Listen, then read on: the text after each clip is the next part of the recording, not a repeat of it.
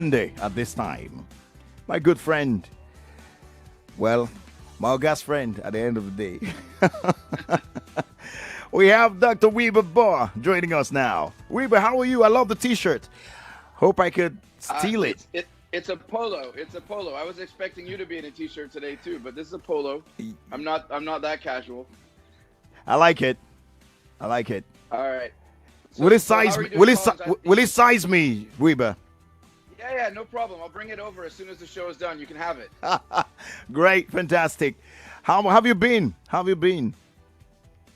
Yeah, good. I mean, look, to be honest, the radio show today, it seems like there's bigger and important things going on in Nigeria, but Yeah. the world must go on. But yeah, it's I'm exciting to see what's happening, and excited to see how it's going to go from here. Wiebe, my position really is, look, NSAS doesn't mean we don't eat, does it? And the things that are important also need to be addressed. And also, we've talked about most of the things going on around here. I've spent more than an hour, almost 2 hours talking about the happenings of NSAS from different perspectives. Now it's time to talk power solution. Incidentally, one of the callers even actually called our attention to the fact that, look, at the end of the day, the next thing to end now is to end the power problems in Nigeria. And I say, well, this guy is in the spirit because we're about talking about that now. So let's say hashtag end power problems, hashtag power solutions. I think that should go off live now. We do have a special guest joining us also today. Yeah, no, we do. And I think it's very timely because we have someone who definitely, is popular and speaks for the youth. And we're bringing a different side of her to the world than people maybe know. So today our guest is Lucy Essien. Famous from the most recent DB Naija class. Yeah. And what? Yeah. So we have a celebrity today, but what's interesting is people don't know this, but she actually was in the solar business before. So I called her our first solar celebrity. The first.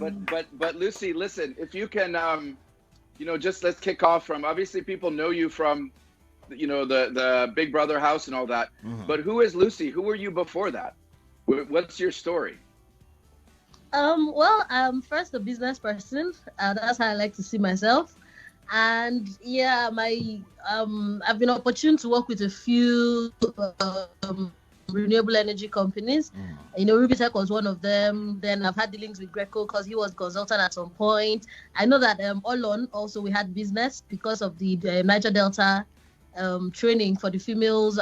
Just those from the Niger Delta, then we've done training. So yeah, just someone who was opportuned to deal with this field, and it became something I was passionate about because I like to have light all the time, even if I'm not using it. I just want to see it. So working there gave me the idea that it was actually possible to have light 24 hours in this country. And I felt, look, if this was doable, why aren't people doing it? So that's why I'm here, and I'm happy to be on this platform to discuss this issue. But I think before then, I'm just a business person, just someone who would see an opportunity and go for it. So before and after the house is the same thing. Great. But how was the experience? I'm trying to skip that question, but it will be unfair to the listener on everyone not to find out what the experience was like, Lucy, at the Big Brother. I mean, I'm talking about the Big Brother experience. It seems you and the housemates made the most of the COVID-19 lockdown experience. I mean, you were. It was a lockdown time. You were having fun locked down in the house and with a bunch of other great guys. It was the perfect timing, honestly, because I think I had a little time on my hands. I was still working, so that was like a major holiday for me. And then the fact that we were the safest, because I don't think I would have just stood up on my own to go do a COVID test. So, but being there, being prepared for the show, we got tested over and over and over, and I was certain I did not have COVID and all the people I was with. So yeah, at the point we felt like we were the safest people. We started feeling like a movie. You know those movies where everybody, you're just there. Honestly, that's how it felt. By the time we come out, we didn't know what what to expect when we come out, if the world was still safe or not, or would be the only people that were immune or something. Yeah. That reminds me of several movies, but let's leave the movies. Honestly, I love movies, so I could just... Absolutely. So Lucy, now you're out of the house. Obviously, we're going to get back to power in a bit, but now you're out of the house, and you like you said, you came out. You didn't know what the world would be like. I mean, for all you knew, everyone would have COVID and the whole world would have closed down. You didn't know. But what is it like? I mean, between coming in and coming out, what is life like for you now? The difference is so much. I would have expected a little fame, like just, okay, your business would grow, your numbers would rise a bit, but not the kind I came out to. Now it's not just about Nigeria. You're kind of known all over the world, like places all over.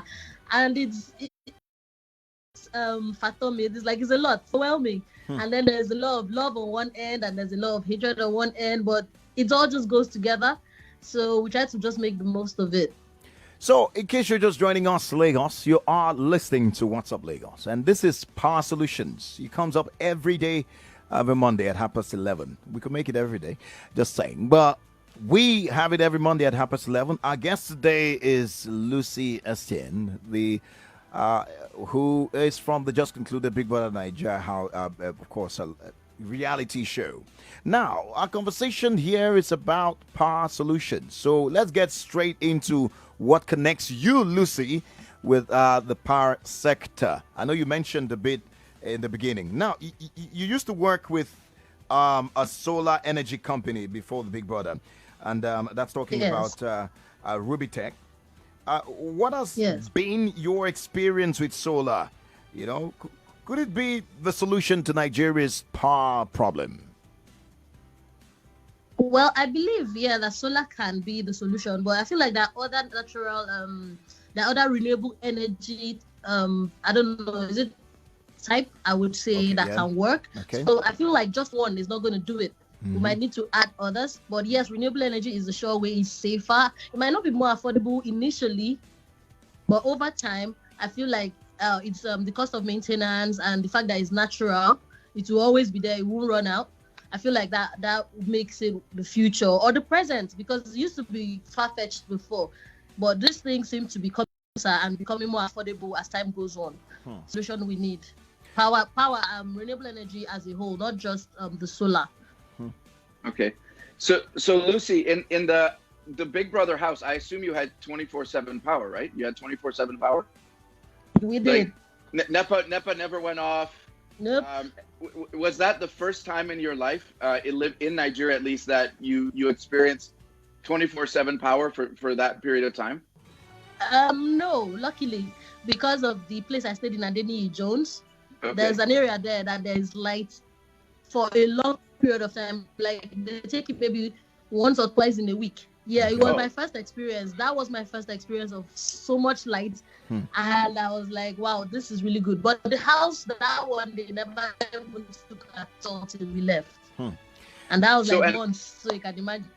Yeah, and so what was that experience like? I mean, I guess for the others in the house, I mean, did nobody talk about power anymore? Once power is there and available, you don't really talk about it anymore. No, or you was really it a discussion point? No, I think we discussed it at length. We were still like, come on, like the light has been staying. We talked about it once or twice but I feel like it reduces your prayer point when the lights start, because you don't have to say, oh God, when are they going to give light? Yeah, so it reduces your prayer point. But yeah, we talked about it a bit, and we imagined a world where it was steady like that everywhere we went. So, but it's doable though. I believe it's doable. And I saw I had another experience of steady like that was in Ogun State, the mini grid we have there. Okay. They have steady light. So the question is not, is there going to be light or not? All you have to do is load your meter. Then you have constant light going in. It's non-stop light there. Yeah, that's from, I think, between Ruby Tech and the Ogun State government that has that going on. Okay. So there's steady power supply there. And it's a village where there's no NEPA lights at all. It's just mini grid. Wow. That's very inspiring. Yeah. Now, celebrities come out from reality shows like yours and they want to push other aspects of the career. They want to talk more about. They want to stay in the faces of people still being seen as the goddess on the screen and all that, which is beautiful. But you come out and you are lending a voice to renewable energy, and you're talking about this on radio right now. I think that's quite commendable. Before I forget to mention, now let's let's look at this. Lengthy power cuts are pretty much a daily experience in Nigeria. Like sharp, we don't carry lights. We know if you can't know, you can't become prayer. We're going to pray against it. I'm gonna bring this light now. What's going on now? Exactly. I mean, don't bring lights. You never know when it's coming. You know. Thank God to whoever brought the innovation of the sound that dot when to bring the lights. Before now, you check your neighbor. Is there lights there? You know, no way. Just say. But do you see every home in Nigeria enjoying 24/7 power supply someday? I honestly do see it. It's possible. It's doable. It's achievable. To be very honest, it is. Yeah. So if we just work towards it, I feel it is. If we just work towards it, if we have bodies that will work towards that, and all of would like create different means. It's possible. Innovations. This is about thinking about it. If we can envisage it, I feel like we can do it. Right. That's inspiring. So Lucy, you know, you talked about the house being powered 24/7. How can we make sure that next time they do Big Brother, the house is powered 24/7 by solar? By solar, I don't know. The team would have to reach out to you. How are we sure it's not even solar they're using? There's no telling. We didn't see that part, but I'm sure solar is involved somehow. I'm almost too certain because it's one of the surest ways to get, because there will always be sunlight and every day is a different one.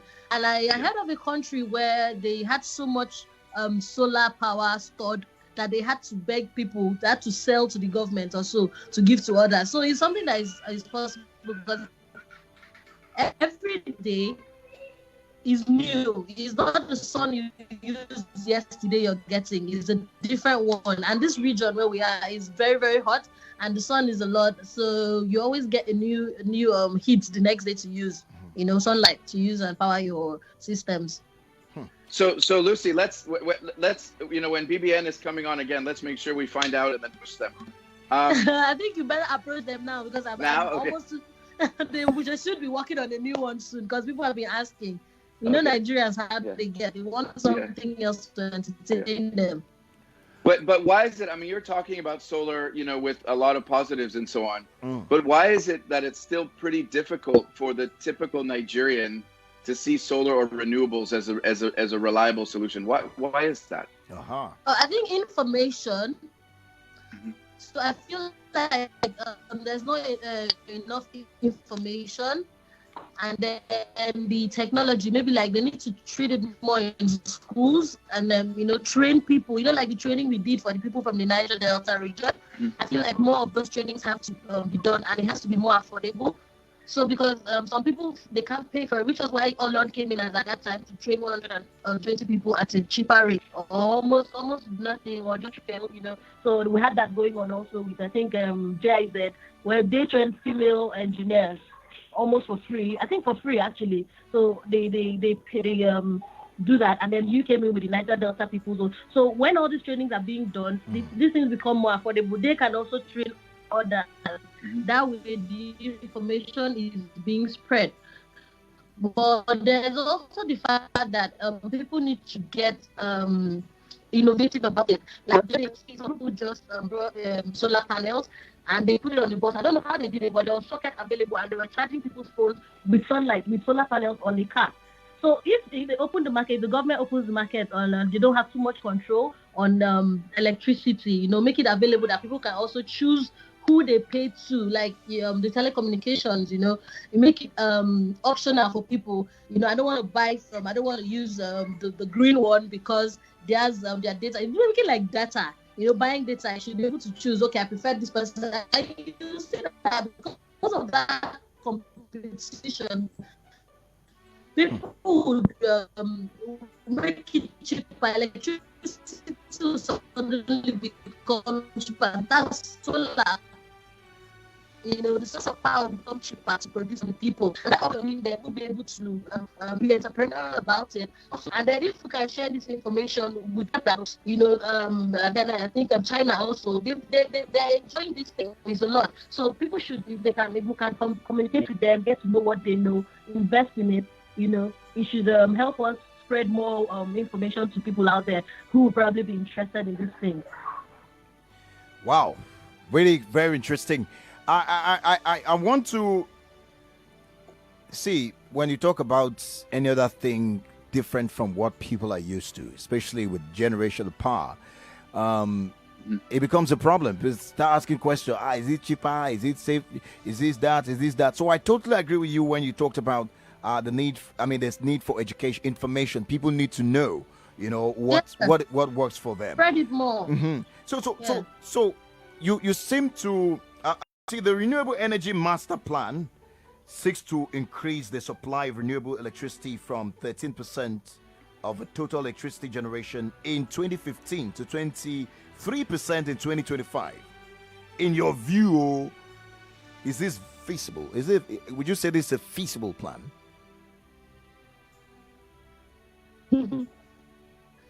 I feel like it depends. Okay, because just one source is not going to do. So what are they working on? Is it just one?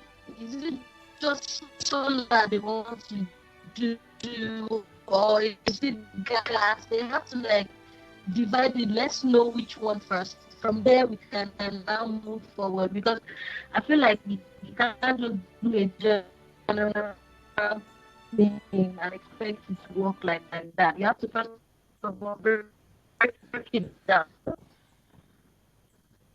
What are they targeting or working? But so far, Nigeria is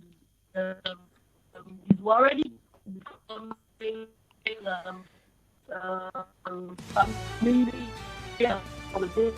thing. All right. If you can, if you can. Now, if you can hear me, Lucy, I think we have a situation here. Poor connection. As soon as we can establish better connection, we get her. I couldn't hear a thing about the last question. Wiebe is still on the other side. I hope you can hear me too. I hope you can hear me. We lost the connection from your side, Lucy. And yeah, indeed. Guys, in case you're just joining us, you are listening to Power Solutions. It comes up every Monday at 11:30. And today we are discussing with another interesting guest. And she used to be known, or she's a reality TV star for Big Brother Nigeria, and of course, passionately speaking up for the need for us to look the way of renewable energy. And we've talked about solar. We've got most of our opinions about what could be done, especially to deliver to Nigerians stable power supply 24/7. Is that too much to ask? Like Wiebe was asking just a while ago, do you know that millions of Nigerians do not know what it means for there to be light 24/7? That's so painful. I want to cry right now. But there's hope. The hope is in the innovation and looking to alternative power to bridge the gap in it. So, in your view, let me ask you this one now. What are some of the recommendations you can give? I know you talked about that already a while ago, but I want you to look at that. If someone is looking at this other power way, I'm not used to it, or solar is more expensive, is all that. How would you speak to such a person to see the need to embrace alternative, apart from the fact that it's clean? And, can we also say it's cost effective? Well, I feel like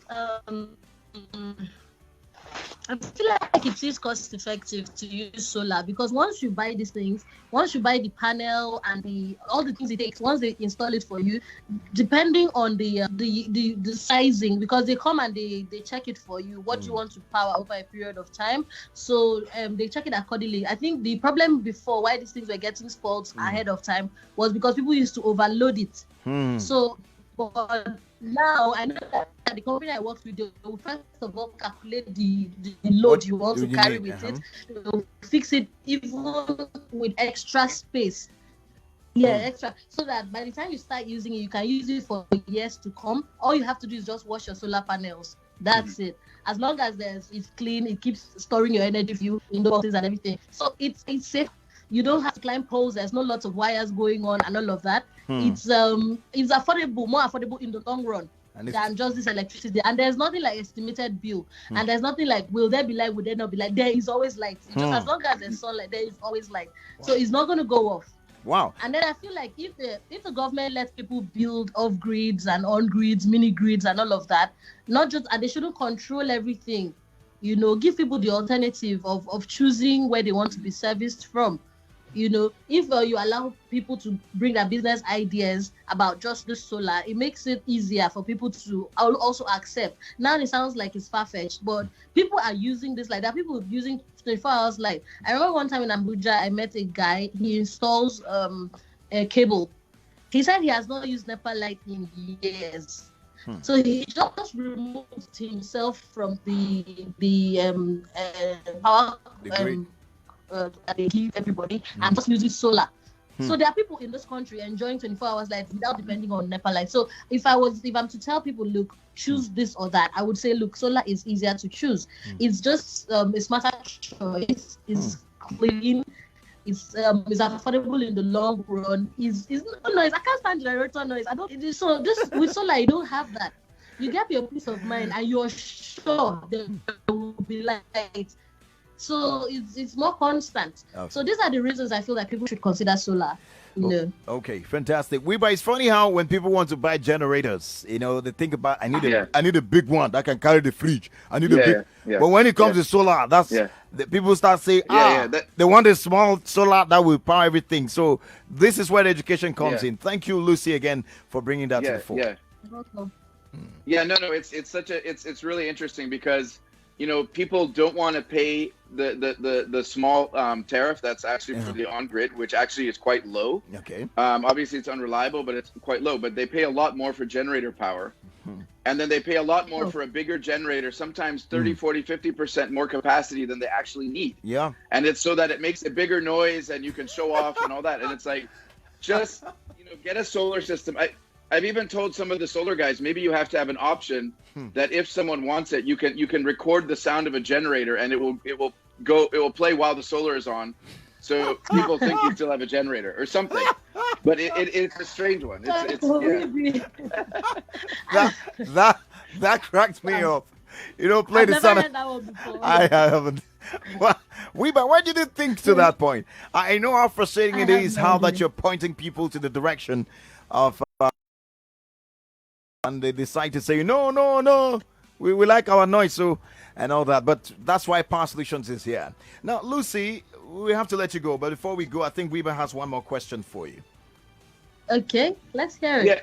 Well, first of all, just thank you for using your platform to talk about this, and I hope that you'll do more in the solar space and maybe even start a solar business. Who knows?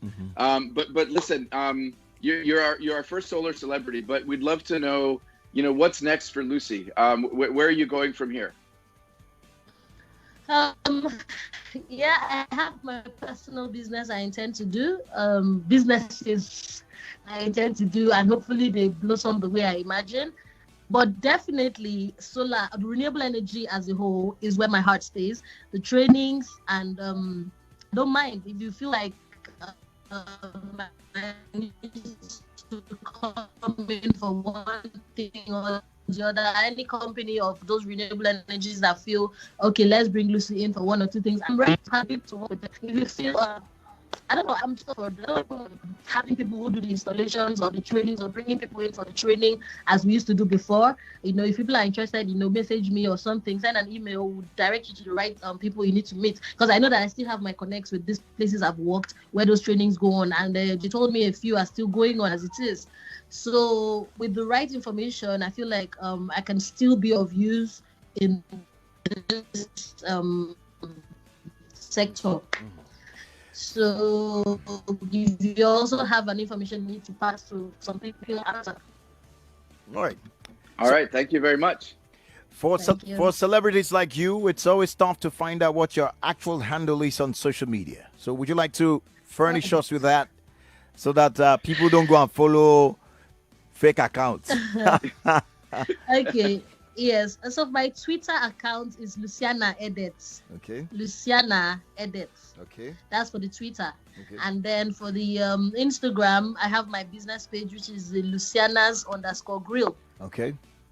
Lucianas_grill. Then my personal page is Luciana Edits Official with just one eye in those places because people tend to sneak another eye in there to create another page. So, Okay. but we're working on growing both pages so that wherever we post this information can still disseminate. Thank you very Thank much. you so much for this opportunity. I'm really grateful that it's worthy to be on. I'm happy to speak to you. I mean, from watching you on TV and now talking to you here, it's really great.